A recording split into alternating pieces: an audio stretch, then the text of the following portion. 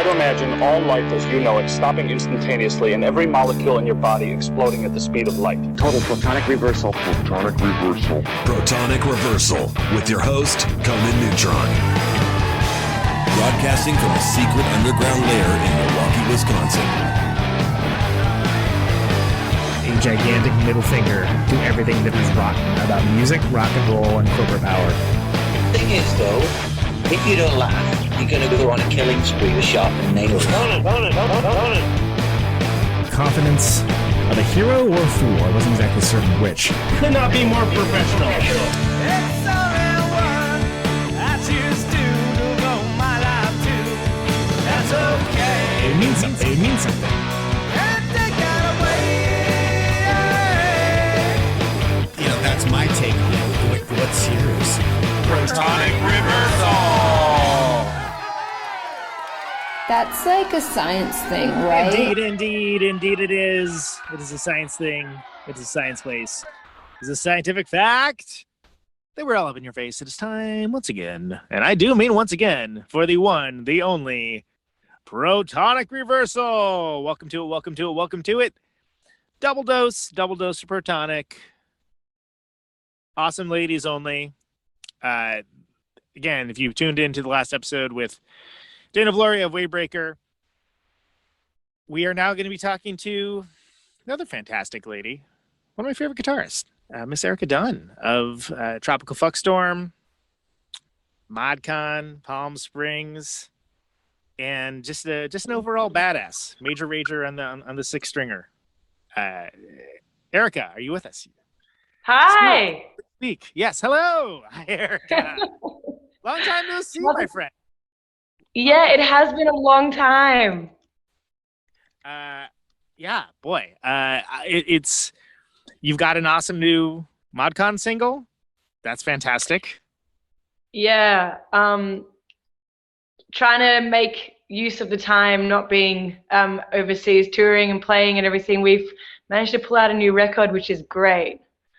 It's fantastic. Yeah, I'm very excited for it. I was a big fan of the previous ModCon stuff, and it was a nice surprise when I came through. It's like, oh, look at this, more ModCon, fantastic. Yeah, and it was pretty recent. We had like a lot of funny obstacles to making the record. We had initially we'd done a French tour in 2019 and tried to come home and record and had all these grand plans, and then Raquel, our drummer, sliced off a bit of her finger, and we had to postpone it, obviously. And then we tried to come back in too early, and we just couldn't manage. It was just a bit of a mess. And then COVID happened, and we weren't able to actually go in to the studio. So it's been so long. So had the songs kind of been percolating for a while then, and then it just they came to fruition. Yeah. We left. We had a few of those tracks in the set when we were touring, and they were new and they were kind of like getting a bit of a road test. And that was about 5 tracks, and then I think the rest were really fresh. Like, I had written it and prepared to record, but then I chucked a bunch out and wrote quite a bit last year in lockdown and stuff. So yeah, some of it was really fresh. Like Ammo that's been released, I wrote it in the studio. It was the last one to get written and recorded. We said like, hold on, you got a piece of paper, you're just jotting it. Oh, seriously. I say it took a long time to come around, but also when it happens, you can't really be that prepared. And I'm certainly not like the most organized person. So there was definitely a few mystery cards, and Ammo was one of those. And it was literally like on the street. I was pleading with John Lee, who engineered. I was just like, this will get done. I promise. Like, I'll bring the lyrics tomorrow or whatever. And he was kind of shaking his head, like, sure, you will. Check the mail. Yeah, but we managed, so it's cool. Did you find that did having the extra time kind of help the process at all, or was it more just kind of a push, or was it even, I guess even worse? Well, I don't know. I'm sure, like everyone, it was a lot of existential highs and lows over the last year. So there were times where I was like, this band, we're not, is it even gonna like exist anymore? There's so many just parts of our lives that were just so up in the air. And the concept of trying to make music or keep a band together, like, I'm not sure about your scene, but so many bands have just quit, kind of thing. And a lot of young bands, and a lot of kind of, I don't know, bands that were sort of tenuous perhaps anyway, or had sort of characters in them that, nothing was really stable anyway, and they just disappeared, which is so sad. So we definitely I definitely was sort of bracing myself for the Raquel and Sarah to just say, actually, when we come back to real life or whatever, we don't know if we can pull this off. And so I was absolutely overjoyed, because they both were like, no, this is part of who we are, and regardless, we have to keep doing this, and we want to make this record, like we said. So I don't know, the gap, it was just fucking crazy. I mean, Melbourne had 129 days locked inside, which is, I think, a world record at the moment. But I mean, everywhere's struggling with the same kind of, the same sorts of lockdowns and existential bullshit. So it was pretty intense. Yeah, I mean, I think I was about to say lucky, but I don't think there's anything lucky about it that I, at least have this show, which is a thing that I can do. But what you're talking, it's, I don't care if you're from, where you are on the planet, everyone's kind of in the same boat that way, which it has been a weird unifying thing in that way.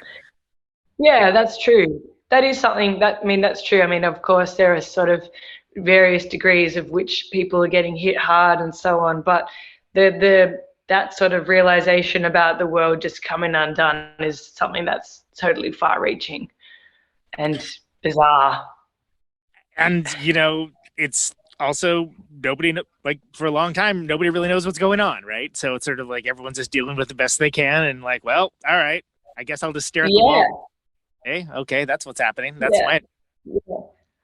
How have you been going on the show? Like, you have to kind of wade through a whole lot of COVID chat. It's like everyone, I feel like, has this sort of degrees of therapizing with each other, if that's a word. Yeah.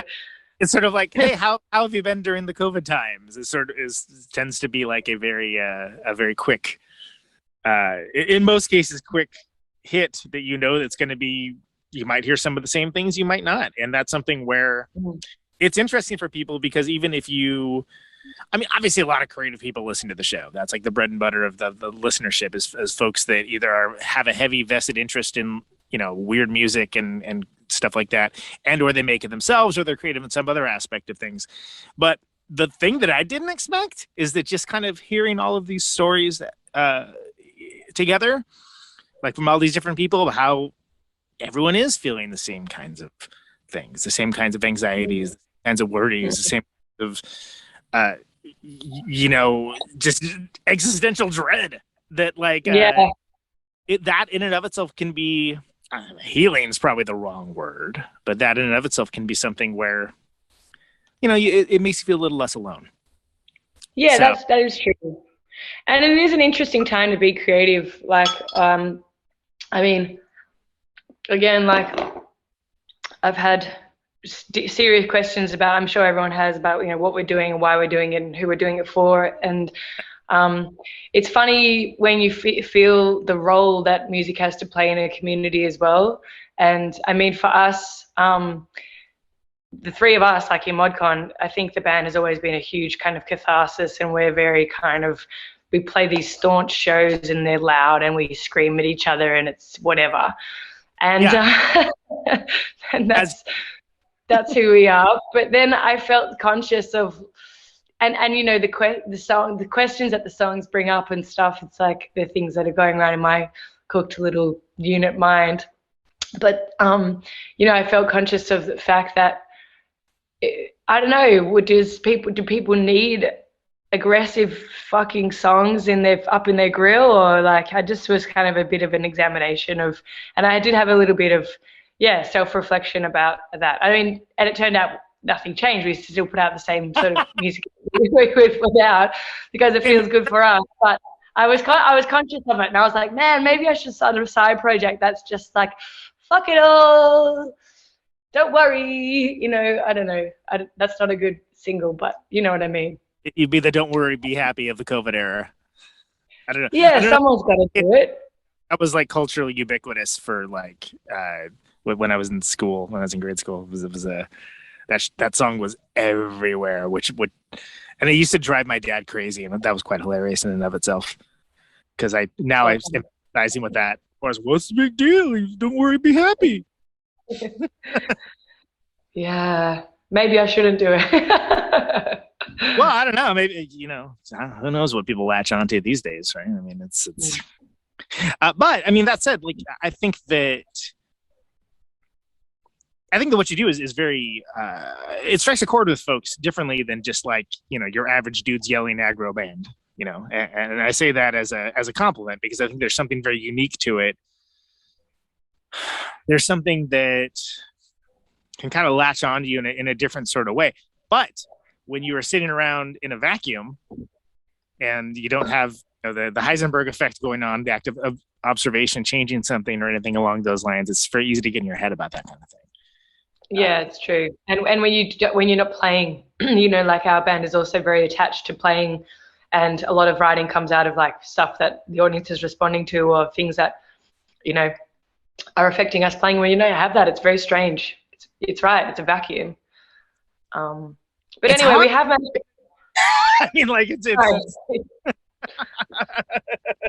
what can you do, right? I mean, but I think that I was glad to see that there was new Moncon stuff, because in the same way that, again, there's a certain vitality to the band, there's a vitality to what y'all do that I have seen the thing you've talked about, where you see bands that just, you know what, I was getting a little tired anyway, I'm just gonna pack it in. And like, no, I want to choose who breaks up. I don't want you to break up. Yeah, same. Yeah, and I mean, oi, sorry, come on, off, get off. I'm in an Airbnb and my dog's on the couch. Fair enough. Whatever, I'm gonna leave that.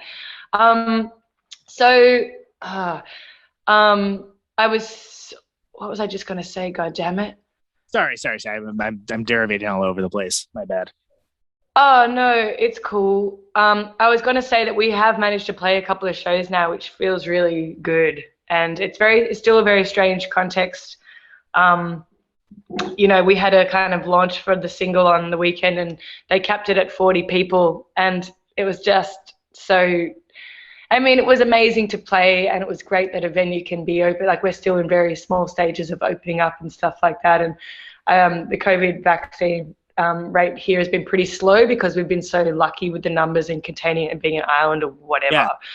But that means that this vaccine is just so slow. And so when things do open up, it's just this tiny little ridiculous seeming scenario where there's 40 people. And there was a line for the show, and I was just sort of looking through it like, no one, so many people aren't going to make it. And I had to hide in a cupboard. Like, I was so anxious about wanting to thank everyone who'd come out, and then, apologizing deeply to every single person that got sent away. But then it's just sort of like rolling with this new context, and everything just feels just so bizarre. Well, I'm glad you're speaking about it too, because you're one of the rare folks that had on that actually has played shows so far. Like, it's something where there's definitely nobody wants to be the first one to do it, but everyone's kind of like waiting. And, did it work? Was it okay? Did anybody die? Well, people are flocking to see a show, and I'm sure it's like that everywhere. We've sort of had bizarre stages of opening up and stuff and closing down again as it rolls. But we had a show at, there's a big venue here called Cinema Music Bowl, and obviously it's outdoor. And there were some shows in the summer where they were generous and sort of gave smaller venues like nights to curate for their venues, and so they could do it in this safe outdoors kind of setting. Yeah. And TFS did one with King Gears, and people were still seated though, even though it was outdoor, and there were like these little pens, and it was like party pens, and even though it was really weird, and it was like a cattle yard, like looking out, and then some people are sort of like, like we're just gonna relax and sit in the pen like this, and some people are literally like, we're at a show, and it was, I'm raging in my party pen. It was truly bizarre. But in general, I think I mean, yeah, there's been no outbreaks because of a gig, to my knowledge. There was one at a football stadium, which was a real bummer, but whatever. It's just and believe me, whatever you have going on down there, unfortunately, I think we have you topped for just chosen facts. I know, 100%. Yeah. We're not very proud of it, but it's a statement of fact that's kind of okay. That's what we're doing. Yeah, and just just different circumstances at play, so whatever. Certainly. It's totally different context, but yeah. It occurs to me also that, I mean, Tropical Fuckstorm was hitting it pretty hard. Like, you guys were like really doing a lot of stuff. Like, and then it's just sort of like, you talk about 0 to 60. Well, what about 60 to 0? I mean, that was just full stop, obviously, for like everything. The world stopped. Yeah. But that's a lifestyle change. That's a lifestyle difference. Was that, I mean, did you get like existential whiplash? Existential whiplash. I mean, Gaz would probably enjoy that. I think yeah, for sure. The band, I'm sure I'm not saying anything new, but I remember we, on the eve of the outbreak, really just hitting it in a global sense in sort of March, February last year. We were sort of had our date and we were ready to go and flying to JFK and then hit the ground running. And I think we had like 4 tours back to back and a 7-month overseas kind of jaunt, for want of a better word. And I just literally was like, there's no way Heathrow would close. There's no way JFK would close. Like, I could not fathom. And I knew that some bad shit could happen. I knew that there would be degrees of it, but that's absolute standstill, no way.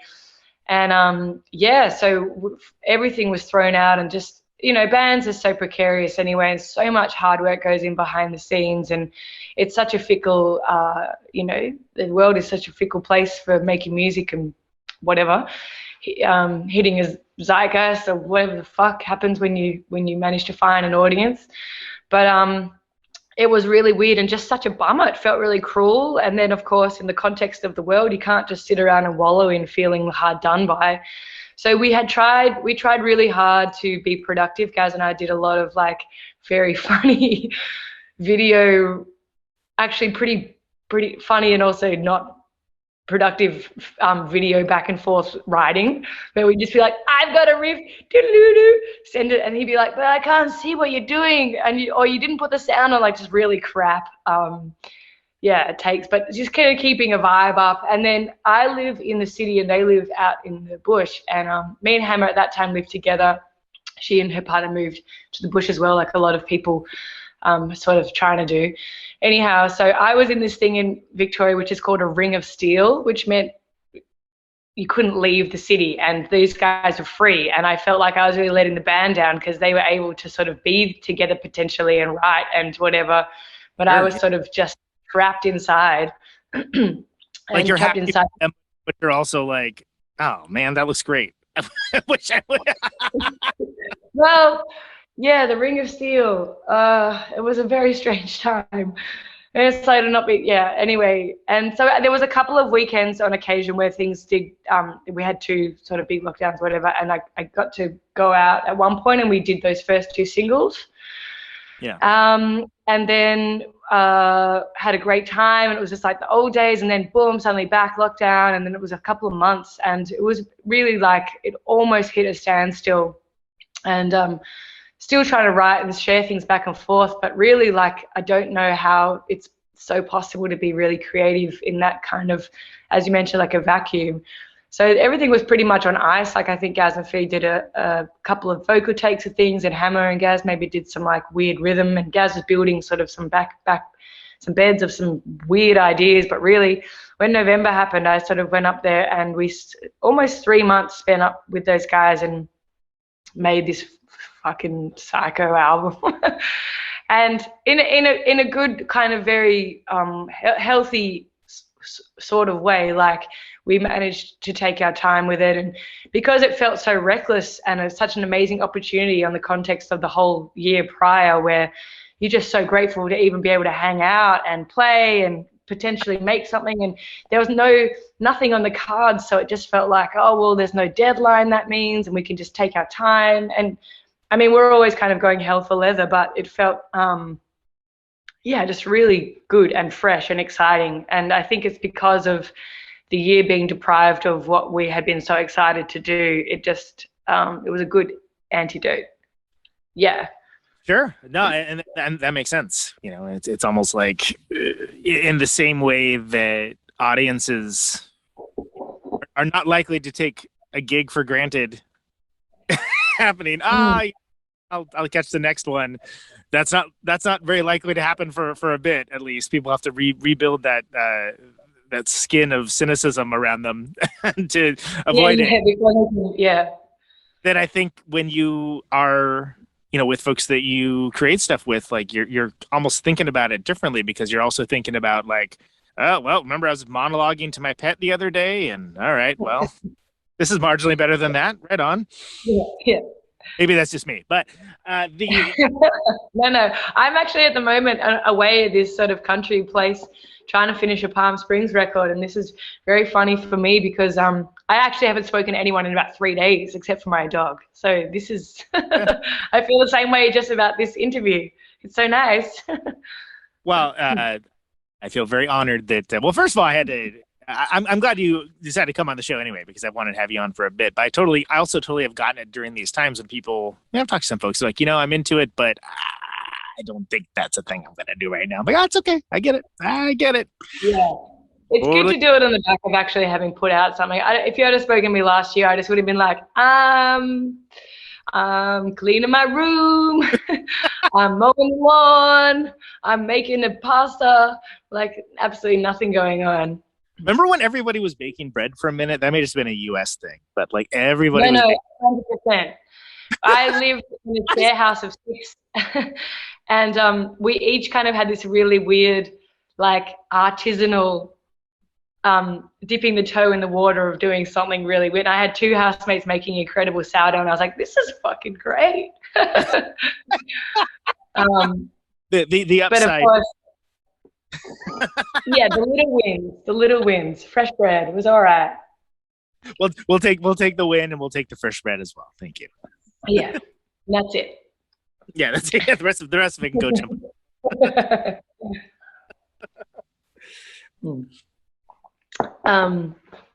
Yeah, so TFS, we're planning.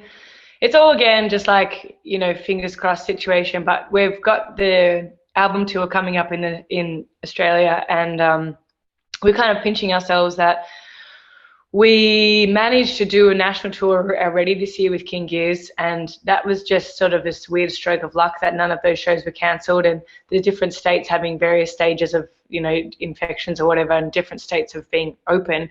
Western Australia was like, you know, there's a couple of thousand people there just hanging out, and we had people come from different little cities, and someone come and pick us up from the airport in Tasmania, and they're like, this is the first time I've worn a mask. And you're like, really? You know, just because literally they have been so remote and if you're living unaffected. In it's maybe you don't have that many people around you generally, so. yeah, exactly. They're just talking to bandicoots and shit. No, it just was bizarre, and we were just so lucky that the borders were all open for those shows. So we have had a little bit of, you know, test running some of the new songs and just having a feeling of normalcy, which I think is incredibly rare. Of course, that happened, and then everything got shut down again. And so we're just really crossing our fucking everything that the next couple of months we'll be able to at least do little shows around Australia, and then see what happens from there.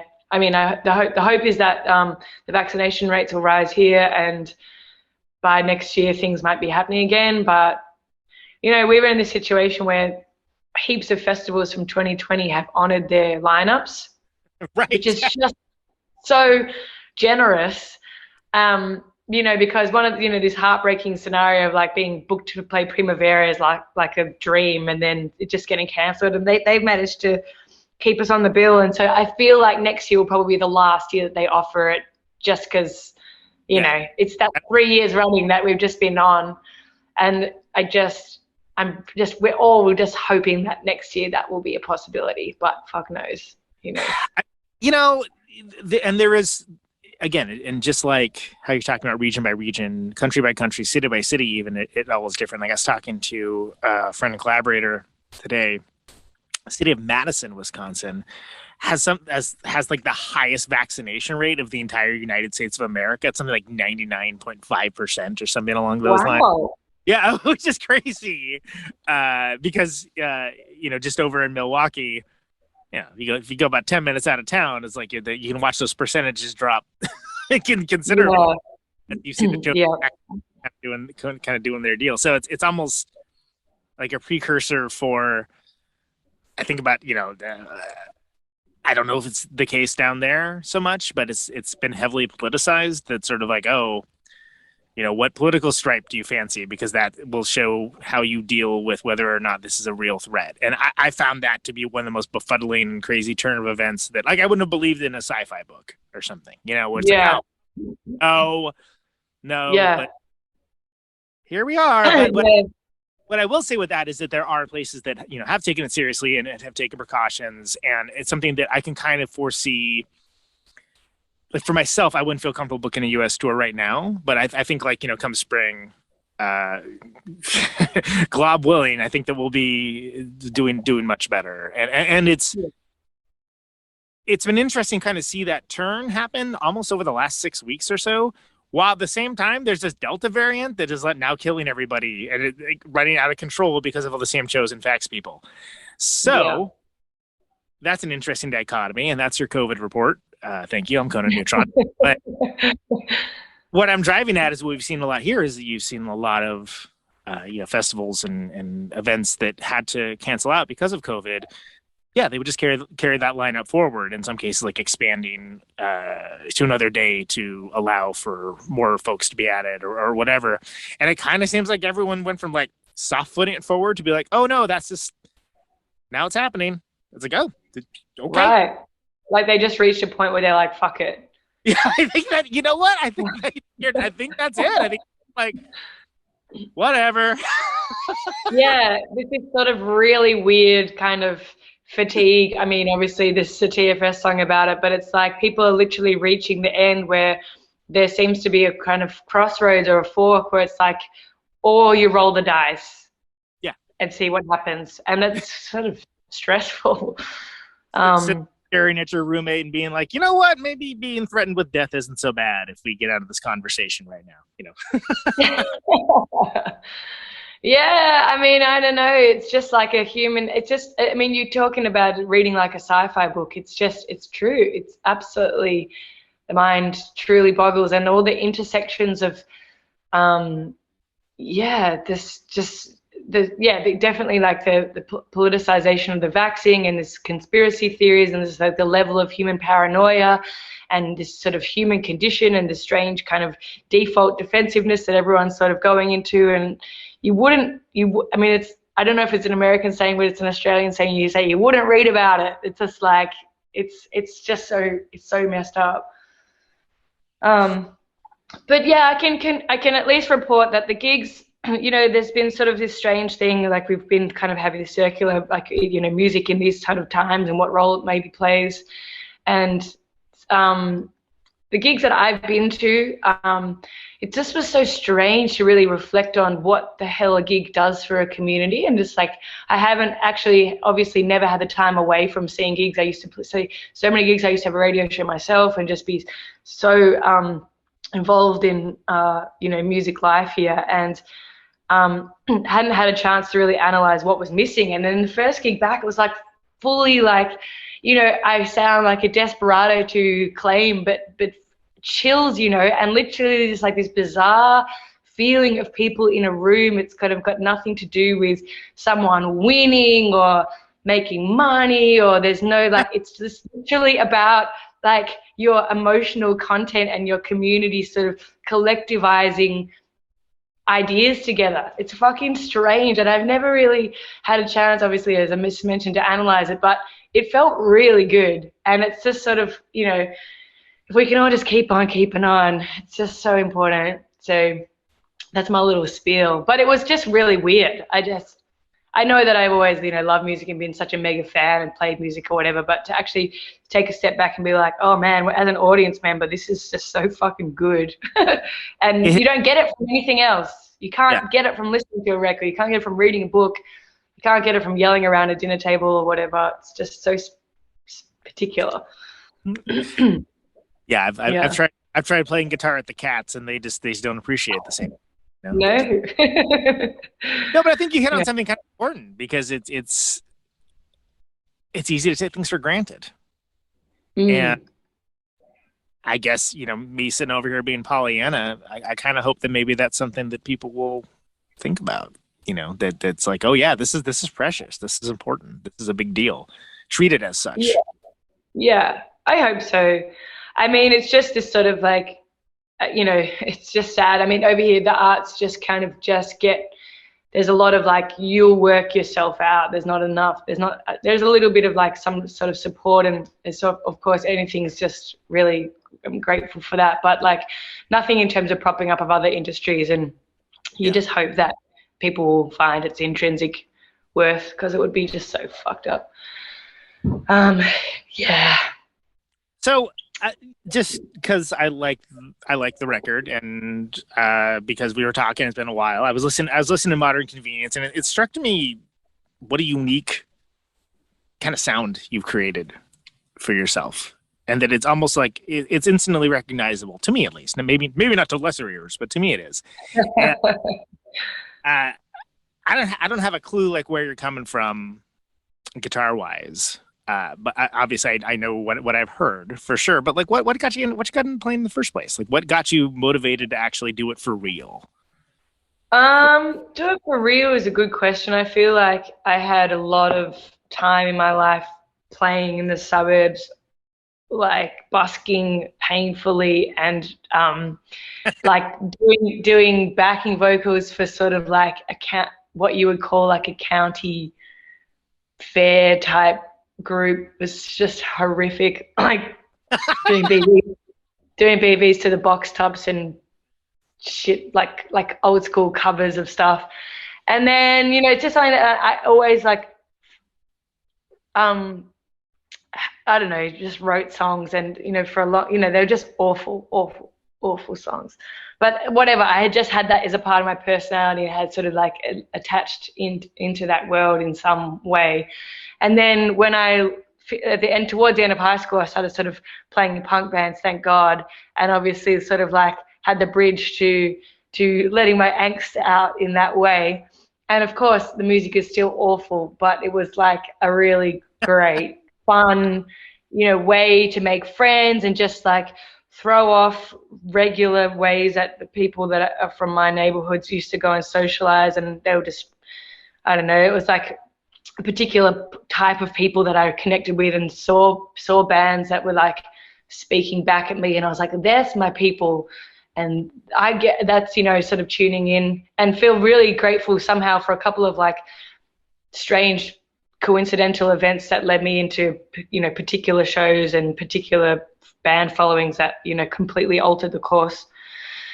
And, of course, like as I get older and I reflect on that, if there was particular people who were like so fervent in these sort of communities who made those things happen. It wasn't a coincidence. It was like people who were working hard to make a really interesting community happen. And anyway, I fell into it for better or worse, and was in a couple of bands and got approached to do backing vocals for a band called Harmony. And I think at still this point in my life, like early 20s, I didn't consider myself a guitar player. Like I could play guitar, and I play guitar in my punk band or whatever, but I wasn't like a lead guitarist, and I never did any music training, and I wasn't very proficient, and I would just get drunk and smash it around. And the guy in the band, my good friend, he would play all the lead breaks, and I was kind of happy with that. I would just completely like, that's your thing, and I sing and I smash my guitar up and stuff. And then some part of me, I don't know if it was, I'm not really exactly sure what was the catalyst. I think it was seeing a lot of other like non-dudes basically getting up in punk bands and actually playing the guitar so incredibly mind-bendingly, cosmically, and us just sort of had this revelation along the way. I was like, why aren't I doing that bit? And why has that bit been separate from my music education? Why haven't I made that footstep into that? And sort of had a bit of a reflection on it. And I just asked the first person and the best person, it turns out, to teach me. And Tom Lincoln, who plays in the Nation Blues, an incredible punk band here. And I was singing backing vocals in his band Harmony, and still do. And he is just a mad dog. And he's like, fuck, I'll just come over and I'll teach you a couple of things. And he's just such an open person. And it was just literally just me reaching out. And I think we just didn't really, he kind of went and did like the pentatonic scale or something. And I was like, okay. And then I was like, and then he was like, and this is a major one and this is a minor one. I was like, But, and I don't know exactly, I mean, it was just more like the confidence and a couple of things going on at the time where I was just like, fuck, I'm going to do that bit and I want to do that bit, and sort of putting my mind to it. And then having this really weird other sort of thing going on at the same time where this old, I'm just going into detail because why the hell not, but this. This is what it's all about, so please. Erica. A great guitar player and character to boot, a guy called Steve Miller.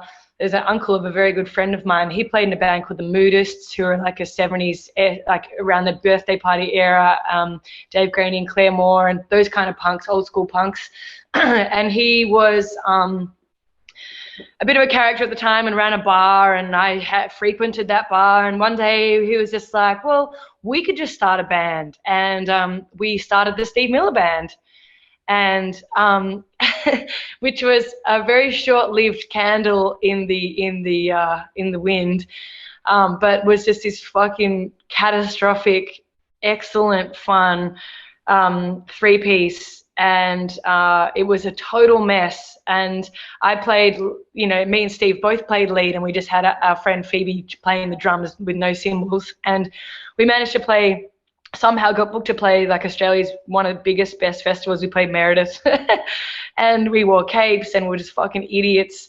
But we played a lot of shows, and I think I just fell in step of getting a different kind of education from Steve, and the caution to the wind that he had about playing and just life in general. And yeah, that just led me just to commit to it and just love. And I got many, many opportunities to play a lot, and we recorded some, we had a couple of originals, but mostly we played covers and they were all terrible. And Steve was just the character that he was. Like often he would just leave the stage for a long time to go and find his lyrics in his bag or something. And me and Phoebe would just be left on the stage for ages and just playing this hot mess. And it was so fun.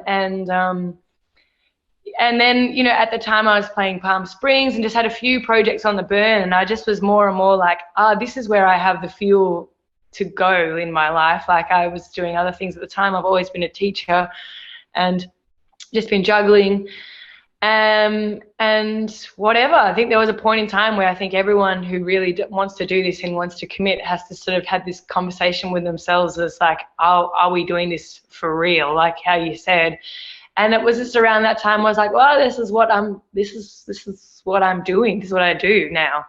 And this is what I love to do. And once you crack into something, whatever craft it might be, it just becomes endless. Like it's your journey. So I just was learning so much and getting excited by so much and trying things out and then wanting to play with them and then write with them and, And so Palm Springs was happening, and then that was kind of my folk thing. I still do that. It's like a nylon string kind of weird knockout outside of folk thing. But Raquel had come and played on a bit of drums, and around that time there was sort of this realization where that was two kinds of songwriting was happening when Raquel was there.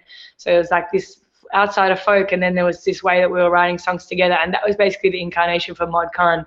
And then when Sarah came and joined in on bass, it was like, all right, this is the three of us now, and this is this weird collection of our experience. And it just went from there. And yeah, I guess it's a different sort of sound. Like Raquel is an amazing like beat maker basically. She plays incredible music on her own, produces and writes for a project called Various Asses, and has this way of writing rhythms on drums that are like melodies, and we really collaborate in the way that we sort of she often writes to like how a weird lyric line might be of mine, or a particular phrase and a half, or something really fucking strange. So I've really we've built on that. I think that's a real core. And also sort of Sarah's got this sort of addition to her sort of deadpan vocals as a counter to my kind of yelling my head off. And she has this sort of like very sonorous sort of resonant bass, which sort of fills in a lot of like this sort of middle ground, where then my guitar playing can be sort of really spare and interjecting kind of psychotic moments. And then I think that they're the sorts of ingredients if I was going to think about it. But we're just really also like good friends. The conversation is often between us, and I think people connect to it because they can relate to the conversations that we have together. You know, like we are old friends. I don't think there's many women, let alone, I don't know, I think we're in our 30s, and I don't think there's a very stable ground for musicians in their 30s to play punk sort of rock and roll music anyway. But I think we're quite rare, that we've got like 10 years under our belt of all of our 20s playing rock and roll and different projects in general and touring a lot, and then we're somehow still in love with each other enough to want to keep playing and writing. And I think that's rare in itself. So that's I think what makes the band different. And we're going to keep going. I mean, you know, like we're already talking about the third album, which is just so psycho because we've only just finished the second one, but it's a good like barometer for how we're into what we're doing. And, you know, I'm very committed to those two, and they are to me. So it's cool. It's good. Well, it strikes me as being something that a lot of what you mentioned kind of comes across when you're listening to the music. Like, you know, I've never seen ModCon play, but it came across very immediately as coming from that grand tradition of the unique voices kind of doing their thing to add to the overall whole, which ideally should be everything. But, you know, Minutemen style, Gang of Four, so and so, like there being a sort of active listening that I generally ascribe to female musicians more than dudes, just because dudes tend to a lot of times, I'm just going to be reductive here, tend to want to show off a little more. Mm-hmm. And I mean, that's something I've noticed, you know, with my own musical experiences is you just get a different kind of formation for a band that kind of hits a little differently. And it's Tribal Kill Fuck Storm aside, ModCon's great. Like, I mean, I think you could play songs for anyone would be interested in the genre, like, hey, this slaps. This is wonderful. That certainly was, and I didn't know anything about it. I actually knew of Palm Springs years ago because I have a thing every time a band names themselves after a place, if they're not from that place, I'm always like, well, why do they name themselves that? And I'll kind of like, you know, look into it, whatever. It's a very specific Conan Neutron thing, but it's. I love that. I had the mayor of Palm Springs follow me on Facebook. I was like, ooh, this is obviously an accident. But Palm Springs is sort of my computer's gonna run out of battery. Palm Springs is kind of a stoner joke. Like, I get clammy hands, and so when I first started playing, I was like really nervous all the time, and my fucking hands are slipping all over my guitar, and I was like, well, I got the springs. That's funny. So not the place at all, but yeah, but I did go to Palm Springs, and the place, I mean, certainly, like, I don't know, I felt conscious of naming myself out of a place that I've never been and possibly would never go, and I had a very weird time when I was there. But well, it's kind of a place where people retire, and a lot of old folks, a lot of golf. Whereas on the other side of the desert, I just have to plug my computer in. Okay, there you go. The other side of the desert, there's more like hotbeds of creativity. You have your Joshua Tree, Rancho de la Luna, Sky Valley, Cayuse, all that stuff. Like, you know, there's certainly lots of people. And you know what? I'm going to hear from some desert people I'm not trying to trash talk Palm Springs. I'm just saying from my experience, it definitely seemed like, oh, this is Yes, many people retire here. I get it. And they like doing retired people things. Okay, good for them. Good on you. Quote unquote. I loved when I was there, I was just sort of passing through with a friend who needed a break. She was doing like an audition circuit for Hollywood vibes in LA. It was really fucking intense. And I'd come out on a tour and I was like going to go visit her. And I was like, you need to get out of this town. So, you know, being tourists, we just didn't know what to do. And we had a bit of a trip, but just the desert's so beautiful. Mind-blowingly so. And we got lost. We did the textbook, like we got out of the car and I was like, we'll go see Skull Rock or whatever thing was on the circuit in the pamphlet. Yeah. And then, and then we just walked and we missed Skull Rock. Turns out you could see Skull Rock from the car. Yeah, it's like know that. From the road, yeah. We just kept walking. We're like, you just keep going. And it was really hot. And and then after a while, you know, I was like, do you have any water? My friend was like, no. And she was like, do you have the map? And I was like, no. And then we kind of got over a dune and we looked out and I was like, we'll just climb this dune and look back to where the car is or look where we're going or where the path is. And we kind of climbed up to the dune. I was like, can't see any of those things. I was like, had this moment where it's like, we could be those tourists that are going to just perish out here. But we were fine. And then, Skull Rock from the car was really great. On the positive side of things, it's like the setup for like an indie film, you know, and then the bad side of things is you end up in one of those Unsolved Mysteries episodes or something, which is it was ridiculous, so rookie. Well, and so and it's cool to hear sort of your path into, you know, for lack of a better term, the music that people ascribe to you and that you've made. And it's, again, we started in with that because I mentioned you have a very unique guitar style. And I think that's something that not everyone kind of comes out of the gate with that. It's something that kind of gets developed. And some folks have interest in how they got there. So did you have an idea? Did you have more of an idea for like the sound of how you wanted to have too? Or was it more like song? What did this serve the song? I think it's sort of changing as I go along, but certainly like initially it was just like survival. As when I first started playing, I just was chucked in the deep end and it was just getting through a live show with the best skills that I had, which was pretty crap. And then and I had ambitions because of course like I'm really interested in writing melody and like I write like I see, you know, like that's what's sort of interesting me and getting words to fit and painting pictures and all the rest of that sort of side of it.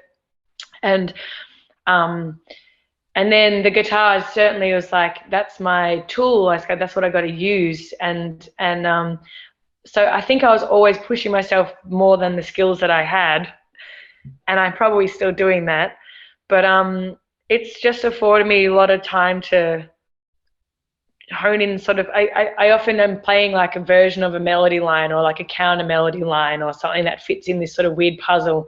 And that's certainly the way with ModCon. With TFS it's different because it's sort of like I'm a counter to Gaz and there's sort of a different, we're sort of a bit more of like a riddle. And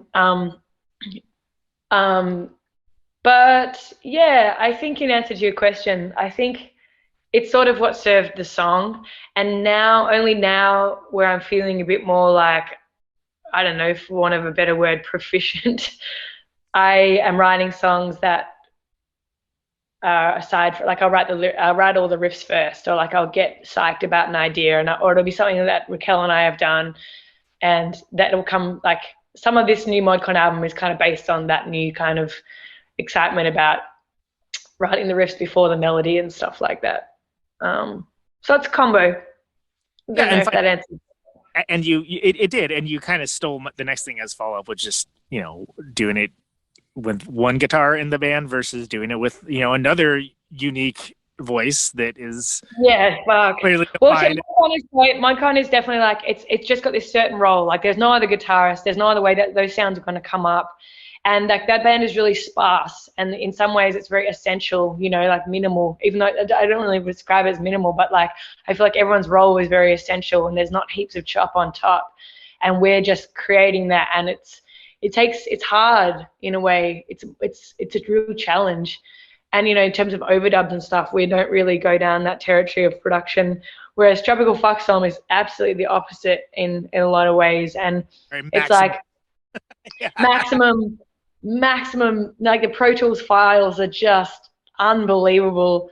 And poor Gaz's mind trying to mix this album, and it's just like, where's the track of the clock you struck 3 days ago at 2 a.m, and it's like, I don't know. Oh, and it's like kind of, I mean, he is really organized, but in a way, but the files is just fucked. And there's a lot going on, and it's like his incredible mind. Like when I talked about writing this new album, I didn't really make enough credit of the fact that he had done, like when I talked about him writing Beds or whatever, it was more like his brain was just, he's been playing guitar for so long. It's like for him to be excited about making the music, if there's not a new element, what's the point in doing it? And in some ways I'm more like, because it's awesome, because it's rock and roll, because it's fun. And he's like, but he's kind of operating on this level where he sort of goes in, and it's almost like he's created the palette. He's got all the ingredients first, and like that's the jumping off point. And it's stuff that's exciting to him. And so, some of those, like in the new album, and Give a Fuck, it's like in the new single, that song was so fucked up. Like he had this sort of 15-minute loops of synth beds that he was excited about, and different sample inputs and stuff. And we had to make that track over, I think 3 or 4 times before we could even put stuff in it. He was like, okay, now these are the beds. Now you write some sick lines to these beds. And I was like, okay. And then I would just play with the 15-minute loop and just try and create something. And then we'd go through and cut bits, and then Fee would come, and she then has the job of being the counter, which is the bass, and work out what is a section. I mean, I'm not even explaining right. It was even that there were points in that as well where we were just like, why are we doing this? It's so hard. But it pays off because weird shit happens, and especially when you're sampling or you're getting synth stuff that you're in love with, or bits of rhythm, the fuck ups are the things that are interesting, and you just can't plan for them. And you can't do them quickly. It's not like you can go in and be like, oh, I've written this. Yeah, it's got this kind of element of having space for things to be unpredictable, and then you grab them and you're like, that's the cool bit, and you build from there, and it's immense. So the 3 things that kind of occur to me with that is that, one, the space in ModCon kind of seems to be almost like an aesthetic, like part of the overall structure. Yeah, for sure. Whereas with Tropical Fuckstorm, the maximalism definitely seems to be the raison d'etre in a lot of cases. But additionally, there was, and I'm going somewhere with this, trust me, there used to be this Onion series called Justify Your Existence. That was a very cheeky set of like small scale interviews. I feel like a lot of Fuckstorm songs all are doing a Justify Your Existence, meaning that, and again, it's coming from a somewhat cynical but hilarious place, that in this entire pantheon of music since the dawn of time, why does this have any reason to be here and anyone to listen to it? Which, to be fair, I think most musicians go through with, some more than others, maybe. But like the over the topness of the Justify Your Existence on the Tropical Fuckstorm stuff comes across. You explain this process, it makes so much sense. Like, of course, that's what they did. Why would you say if you can do it the hardest way possible? Okay. Yeah.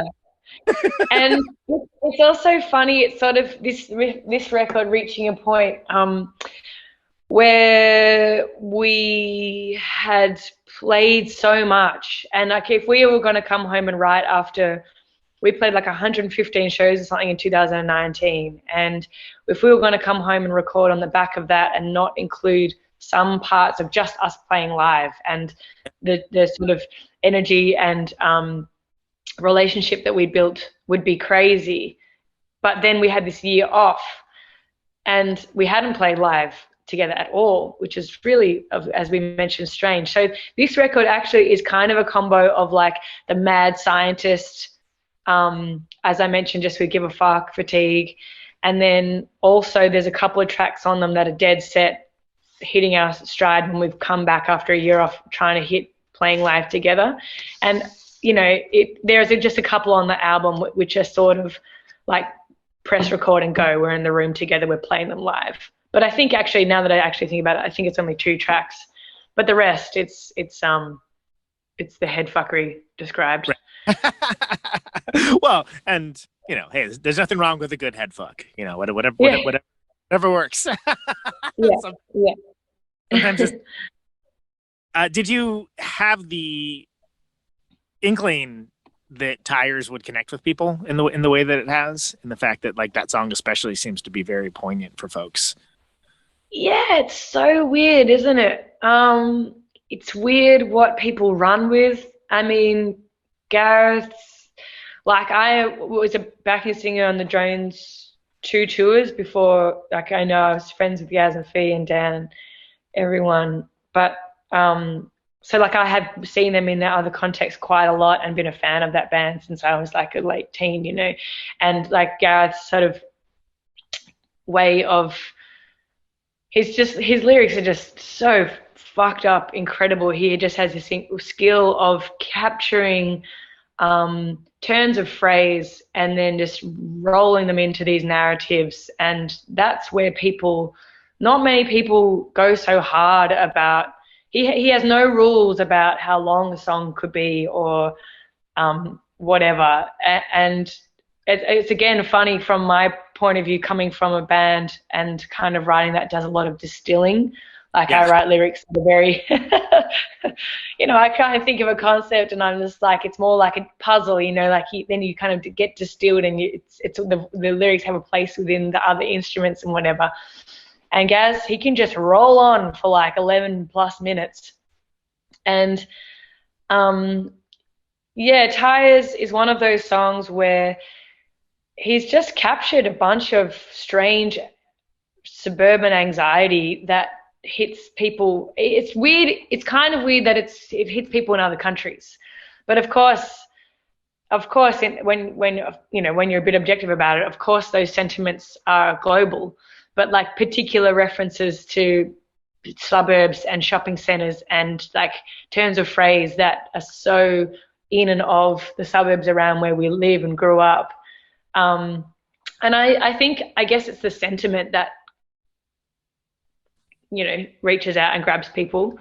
But it is weird. Like, who knew that? I mean, it's a really weird thing as well when you kind of get into sort of exploring identity and stuff, what things really hit with a crowd and what people run with.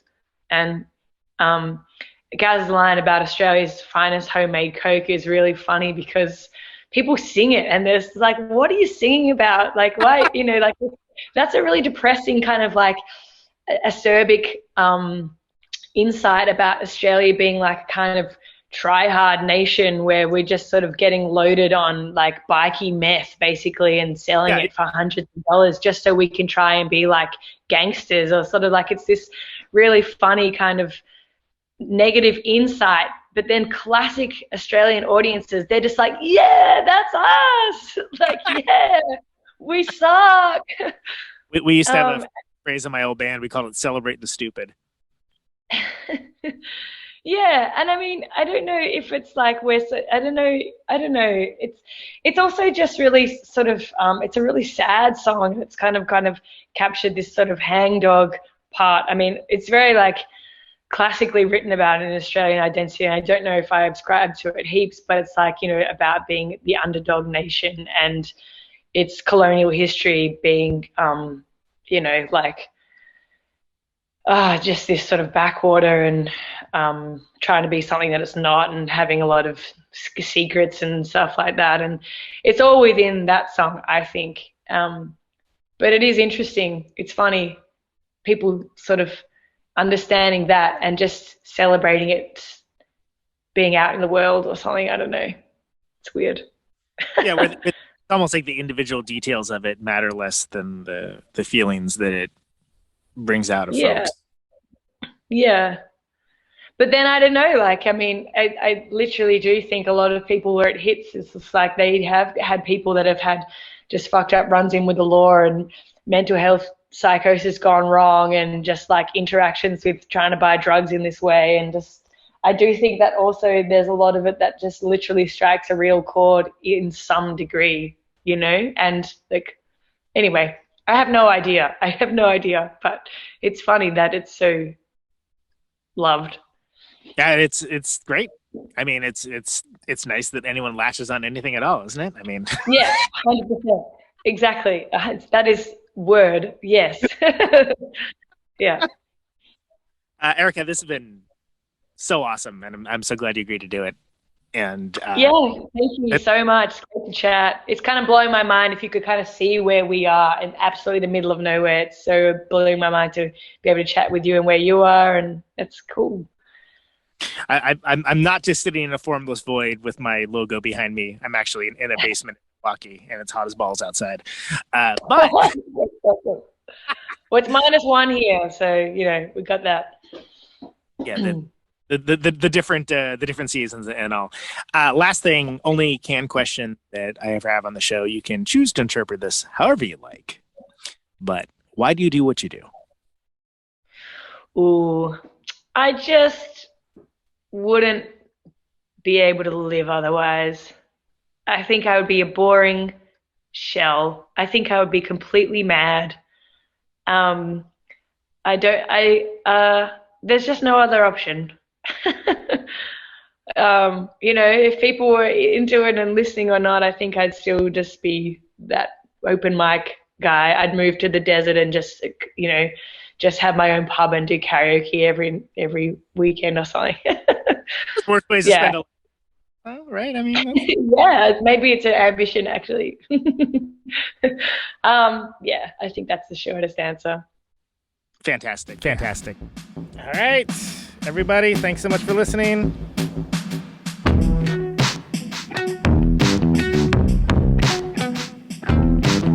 So to fall your daddy's most classic pinup of the California coast.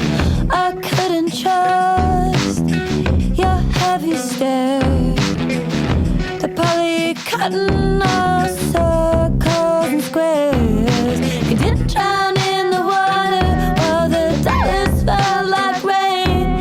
You looked in that blue mirror, but you couldn't put a toe in. Is it you, Eugene? Is it you, Eugene?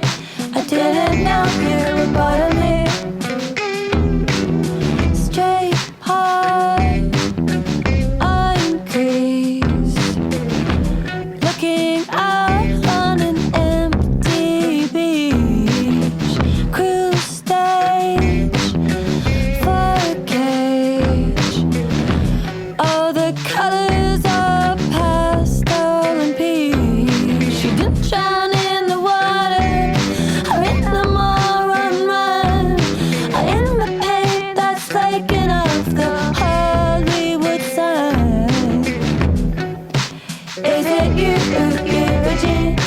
Is it you, Eugene? I never knew you were part of me. Holding me up, putting it down, holding me up, putting it down, holding you up, putting it down, holding you up, putting it down, holding you up, putting it down, holding you up.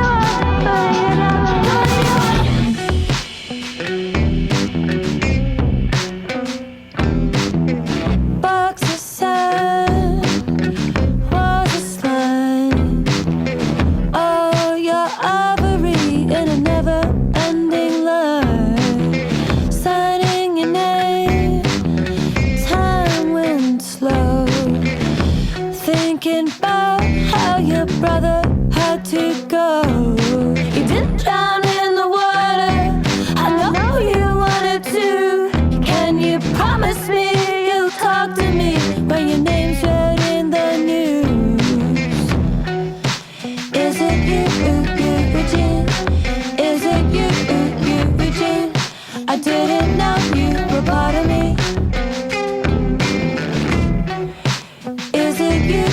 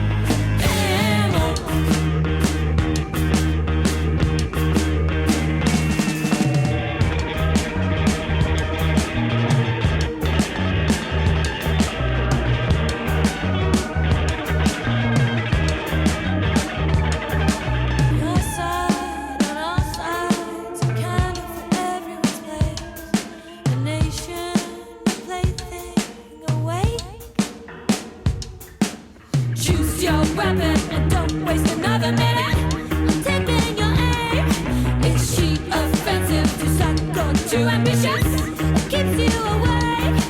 Left side, right side. What have they decided today? Your palms out, they cut you, trying to back out of the game.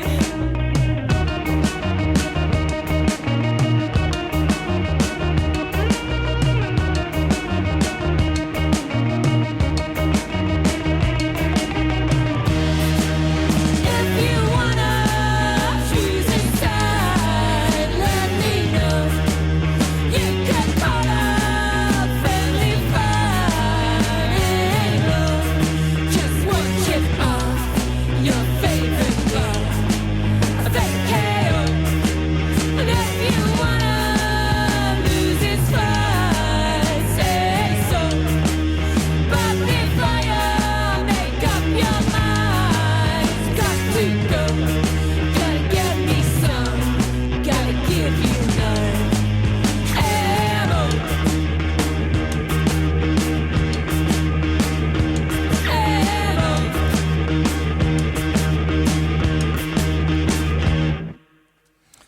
Ammo by ModCon. That is the latest single. The latest single by ModCon. That's pretty new. So you could get that in the places that you normally get your music set. Before that, we had a little band called Tropical Fuckstorm. Can you hear me now? With Who's My Eugene. That's off of the Brain Drops record that came out in 2019, which seems like it came out in 1973 as far as timelines go. But that is, of course, both those sung by Erica Dunn. Total badass. Pleasure to have her on the show. Fantastic. Hope you guys enjoyed that. The name of the show is Conan Neutron's Protonic Reversal. This show airs Thursdays, 8 Eastern, 7 Central, 6 Mountain, 5 Pacific on RadioNope.com. Say yes to Nope. As we come to the close of our broadcast day, ProtonicReversal.com for the archives. If you like the show and want to support it, and or get episodes sooner, well transmission. Patreon.com/ProtonicReversal. $1 a month will get you there. Signing off, Mr. and Mrs. America, and all the ships at sea, Thanks to everyone for sharing the episodes everyone around, within the sound of my voice. giving a positive review on iTunes and things like that. It seems hokey as hell, but it helps people find out about it. it. 50,000 watts of power. Oh yeah, subscribe to the show if you listen regularly, because that helps as well, and you can find out about stuff you didn't know. Ionize the Just saying. air. Also, Protonic Reversal on YouTube as well. And thanks for listening. I appreciate you. This microphone turns sound into electricity. Stay safe out there. Can you hear me now? Out on Route And take it easy. 128, you're dark and lonely. I got my radio on. Can you hear me now?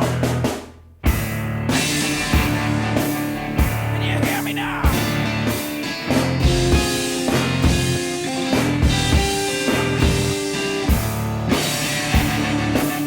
Can you hear me now?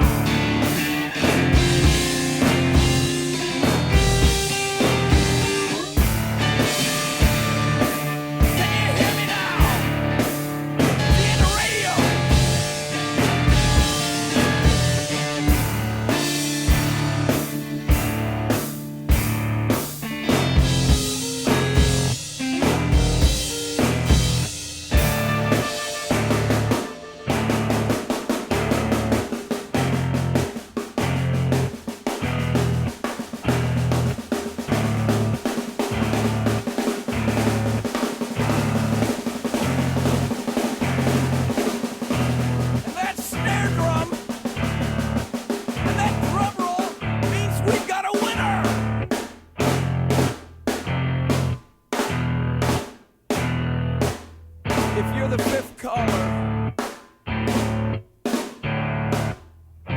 any caller at all.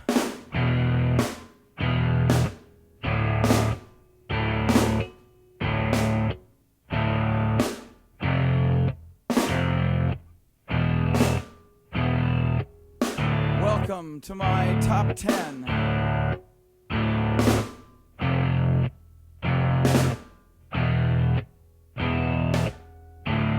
I'd like to thank our sponsor. But we haven't got a sponsor. Not if you were the last man on Earth. She was prepared to prove it. This one goes out to a special girl.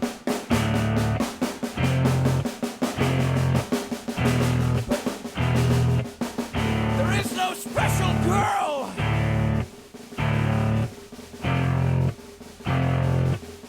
It's the end of radio. The last announcer plays the last record. The last what? Leaves the transmitter. Circles the globe in search of a listener. Can you hear me now? Can you hear me now?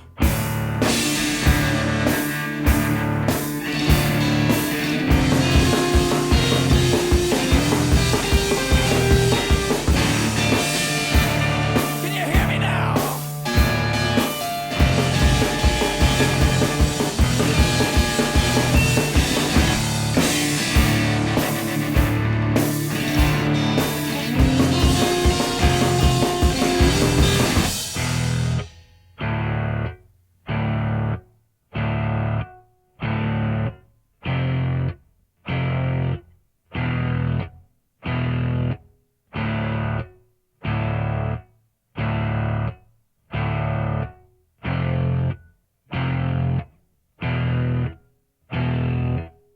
Is it really broadcasting if there's no one there to receive?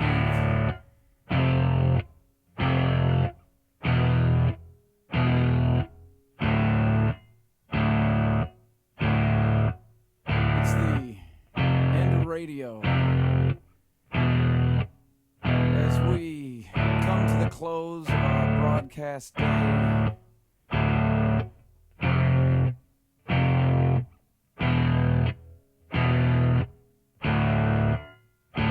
got my radio on.